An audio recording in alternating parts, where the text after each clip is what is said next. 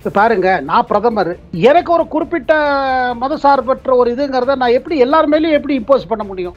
தொடர்ந்து பார்த்தீங்கன்னா, இதே தான் நடந்துட்டே இருந்தது. அதாவது இந்துக்கள்லாம் இல்ல பரவாயில்ல கூடாது. ஏன்னா அவரு உலக புகழ் தேடிட்டு தான் இருந்தாரு. யாரு?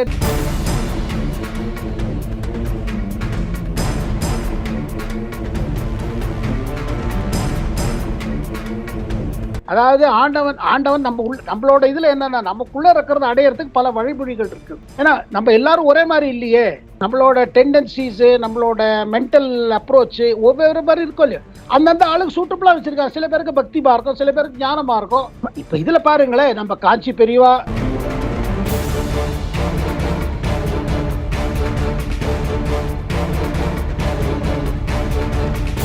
சாராய பாக்கெட்ல ஒரு 10 ரூபாய் அதிகமா கொடுக்கணும்னா அப்ப எதுதான் விட்டு வச்சிருக்காங்க. அப்படி இருக்கிற நிலைமையில தமிழ்நாடு மக்களுக்கு ஒரு ஹோப் கொடுக்கணும், ஒரு விசுவாசத்தை உண்டாக்கணும். நம்ம வாழ்க்கை இப்படிதான் போயிடுமா அப்படின்னு நினைச்சுக்கிற மக்களுக்கு இல்ல.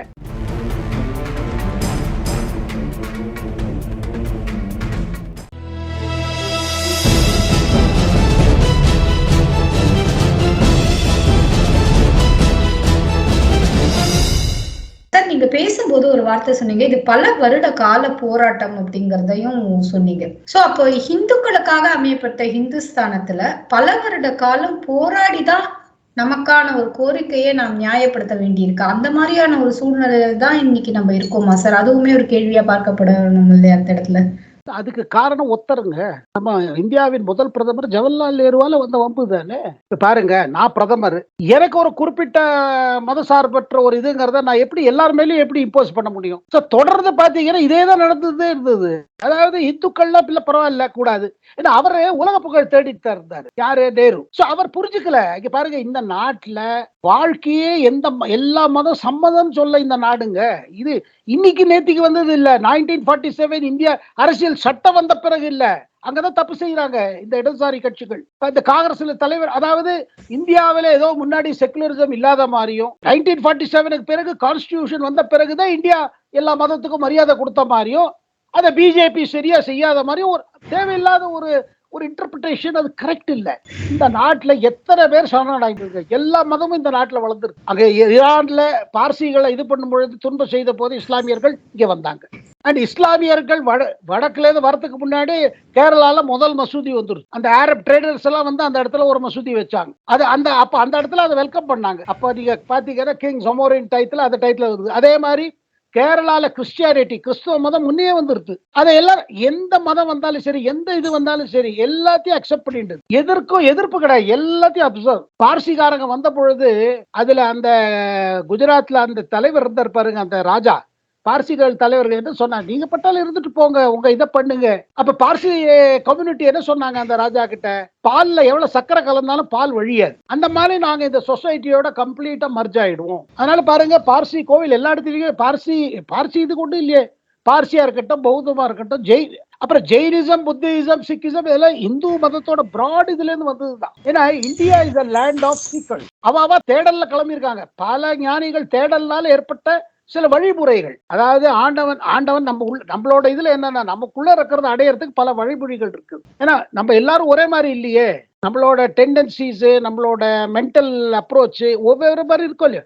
அந்தந்த ஆளுக்கு சூட்டபிளா வச்சிருக்காங்க. சில பேருக்கு பக்திமா இருக்கும், சில பேருக்கு ஞானமா இருக்கும். இப்ப இதுல பாருங்களேன், நம்ம காஞ்சி பெரியவா இத பத்தி ரொம்ப அழகா நிறைய சொல்லியிருக்கா. ரமண மகர்ஷி இருந்தார், அவர் ஞானமா இருக்கும். உன்னை நீ யாரு கேட்டுன்னு ஞானத்துக்கு வழி சொல்லி கொடுத்தார், வழி காட்டினார். So India is a land of believers இல்ல. இப்போ இஸ்லாம் எடுத்துக்காங்க, கிறிஸ்டியானிட்டி ஒரு பிலீஃப் இருக்கு. அதை நீங்க நம்பி ஆகணும். அது நம்பினாதான் நீங்க இஸ்லாமியர், அதை நம்பினாதான் நீங்க ஒரு கிறிஸ்துவர். இந்து சிஸ்டம்ல அப்படி இல்லைங்க. இந்துங்கிற ஆங்கிலேயரும் சிந்து நதியில அப்புறம் பேர் வந்தது. இல்லைன்னா இது சனாதன தர்மம். என்ன அர்த்தம் சனாதன தர்மம்? என்னெல்லாமோ இப்ப உளறினாங்களே, என்னது அது? எதுக்கு ஆரம்பம் இல்லையோ, இது ஆதி இல்லையோ அர்த்தமும் இல்லையோ, அந்த மாதிரி ஒரு விஷயம். எது விஷயம் ஆதி இல்ல அர்த்தம் இல்ல? உங்க ஆத்மா.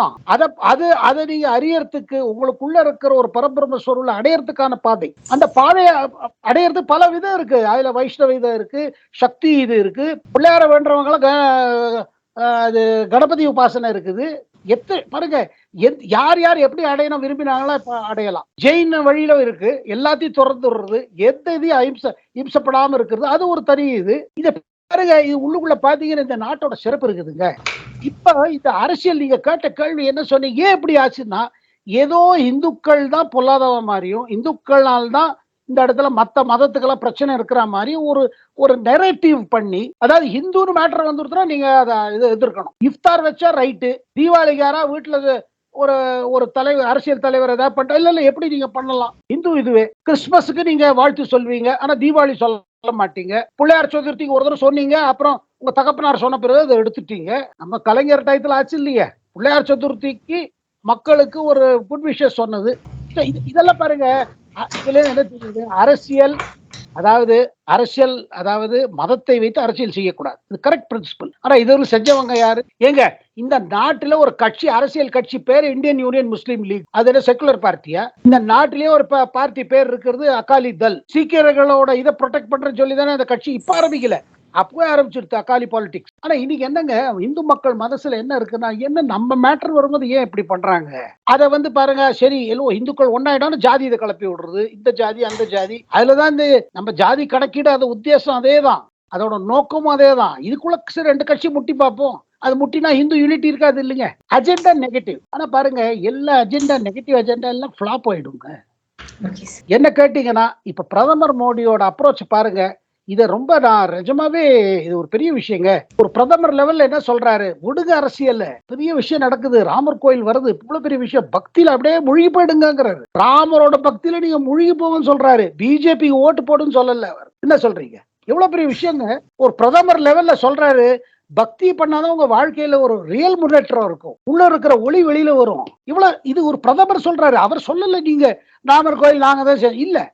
ஏன் ராமர் கோயில் பிஜேபி பத்தி பேச்சு எங்க வருதுன்னா, ஏதோ பிஜேபி இதை ஹைஜாக் பண்ணிட்டு போற மாதிரியும், பிஜேபிக்கு ராமர் கோயிலுக்கு தொடர்பு இல்லாத மாதிரியும். ஏன் உங்களுக்கு காங்கிரஸ்ல என்ன பண்ணுவாங்க, அது 1947 நேரு அப்படி பண்ணாரு. நடுவுல ஓஹோ இது இந்துக்கள் ஓட்டு கிடைக்குன்னா உடனே அதுக்கு போறது, எலெக்ஷன் டயத்துல கோவில் போற மாதிரி, வருஷம் முன்னாடி தேங்காய் உடைக்கிற மாதிரி பிள்ளையாருக்கு. அந்த மாதிரி 1989 பாருங்க ஷிலேனியாஸ் அலோவ் ஆச்சு. ஏன்னா பூட்டா சிங் உள்துறை அமைச்சரா இருந்தாரு. அவர் ராஜீவ் காந்தி சொன்னாரு, இந்த ஷாபோனோ கேஸுக்கு அப்புறம் ஷாபோனோ மேட்டர்ல பாருங்க, ஒரு இஸ்லாமிய பெண்மணி தனக்கு மெயின்டெனன்ஸ்க்காக கேஸ் போட்டாங்க. கோர்ட் சொல்லிட்டு கொடுத்துதான் ஆனது. அது ஸ்மால் அமௌண்ட், 100 ரூபாய் சொச்சம், 120 ரூபாயோ 150 ரூபாயோ இன்னும் ஒரு அமௌண்ட். அந்த மெயின்டெனன்ஸ் அதை எல்லாரும் எதிர்த்தாங்க. யாரு?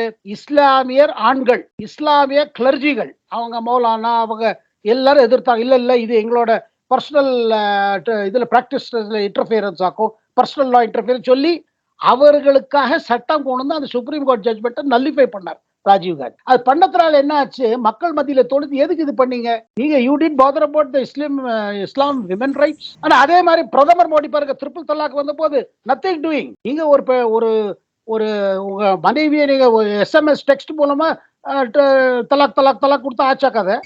ஆனா அந்த சட்டம் வந்த பிறகு ரொம்ப குறைஞ்சிருக்குங்க. இதனால இஸ்லாமியர் பெண்மணிகள் மத்தியில பிஜேபி மேலேயும் பிரதமர் மோடி மேலும் மரியாதை அதிகமாயிருக்கு. அது ஒரு ப்ரொடெக்ஷன் மாதிரி ஆயிருக்கு. இப்ப பயப்படுவாங்க ஆண்கள், சும்மா SMS அனுப்புறது, வாட்ஸ்அப் அனுப்புறது, இது மாதிரிலாம் சொல்லி நீங்க முடிக்க முடியாது உறவுகளை. இது ஒரு பக்கம். இன்னொரு பக்கம் நான் 1989 எதுக்கு சொல்றேன்னா, அந்த ஷிலேனியாஸ் நடந்த போது இதே பூட்டா சிங் அந்த ஷிலேனியாஸ்ல கலந்து ஒரு செங்கல் கொடுத்தாரு. கோவில் வரப்போற ராமர் என்ன 2 ஒரு செங்கல் கொண்டு போய் வச்சாரு Buta Singh, India's home minister of Rajiv Gandhi government. அதெல்லாம் மறந்துட்டாங்க சோனியா காந்தி. என்ன சொல்லுது சார்? ரொம்ப அழகா நீங்க நிறைய விஷயங்களை சொன்னீங்க. ஒரே ஒரு கேள்வி சார், தமிழக பாஜக தலைவரின் எண் மண் எண் மக்களுக்கான பயணம் கிட்டத்தட்ட ஒரு டெல்டா, அது இது இன்டீரியர் டெல்டா, அப்புறம் கடலோர மாவட்டங்கள் அதெல்லாம் தாண்டி பார்த்தீங்கன்னா டபால்னு மேற்கு பக்கம், இந்த பக்கம் வந்து சேலம், எடப்பாடி, கங்கவெள்ளி, ஏற்காடு அந்த மாதிரியான தொகுதிகளை தொடர்ந்து தர்மபுரி, கிருஷ்ணகிரி, ஓசூர் அந்த இடத்துல பயணம் மேற்கொண்டிருக்காரு.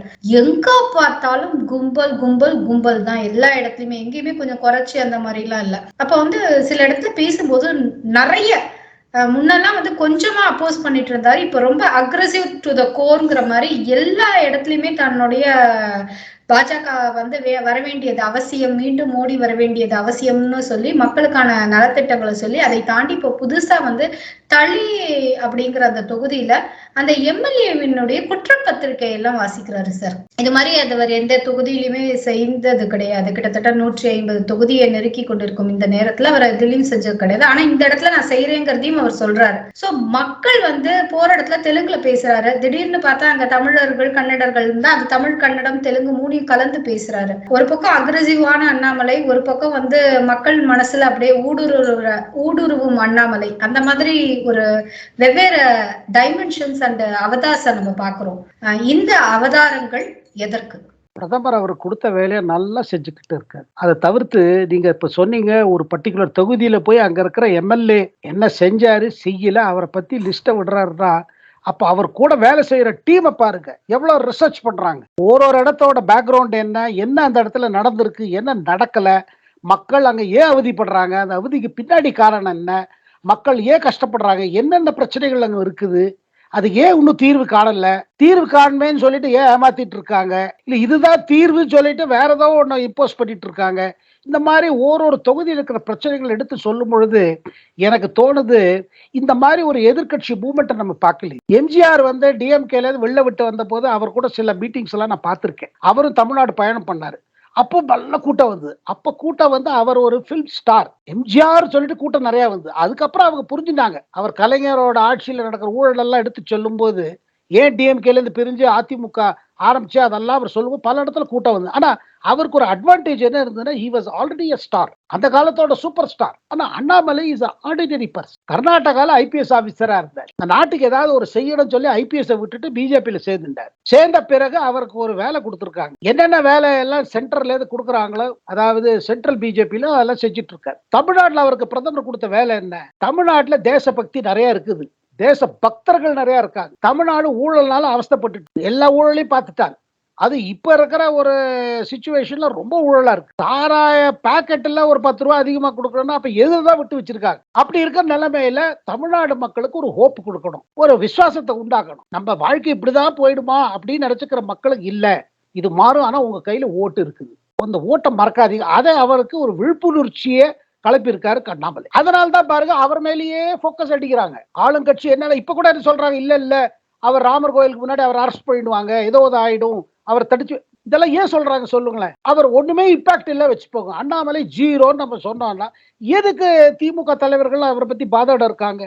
அவர் ஏதோ செய்யறது அவங்கள டிஸ்டர்ப் பண்றது இல்ல, எங்கேயோ ஒரு இடத்துல ஏதோ உருக்குறது, அது என்ன பண்றது, என்ன அவர் சொல்றது ஏன் இப்படி உங்களுக்கு கஷ்டமா இருக்குது?